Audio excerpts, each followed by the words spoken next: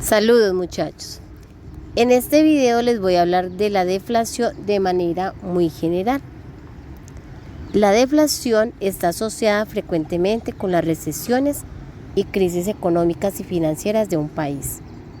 También es conocida como la inflación negativa, generada por un descenso generalizado y prolongado de los precios de bienes y servicios, motivado por poca demanda y exceso de las capacidades productivas.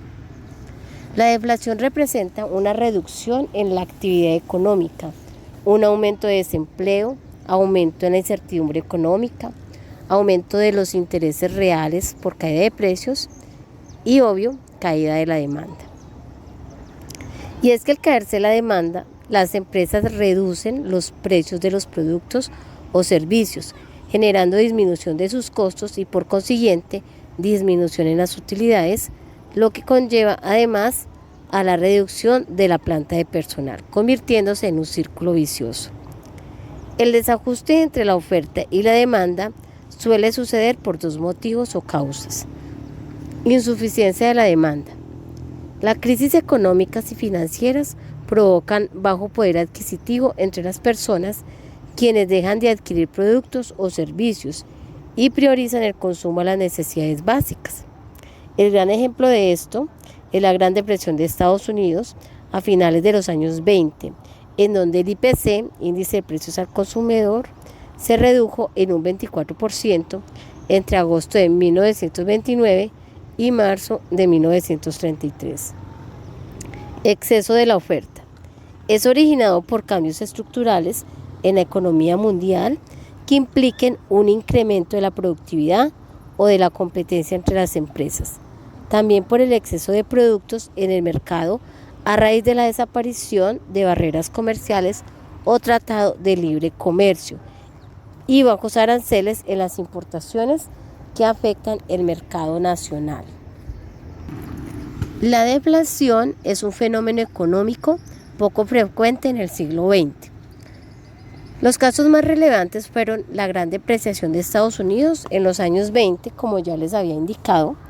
El gobierno de Roosevelt, a partir de 1932, se encargó de la recuperación económica del país y sacó a Estados Unidos de este fenómeno económico. El caso japonés, ya que a mediados de los 90 y hasta la fecha, ha reportado una disminución del 25% en la caída de los precios. Suecia también. El Banco Nacional de Suecia operó con tipos de intereses de depósito negativos al menos 0,25%. En Venezuela, durante el gobierno de Marcos Pérez, en 1953 y 1955, se registró una deflación de un menos 1,7% y menos 1,1% respectivamente, lo que se corrigió con las exportaciones. Algunos economistas y analistas económicos consideran que la deflación es más grave que la inflación, ya que significa una caída general de la economía. Para enfrentar la deflación, usualmente se recurre a la política monetaria y política fiscal.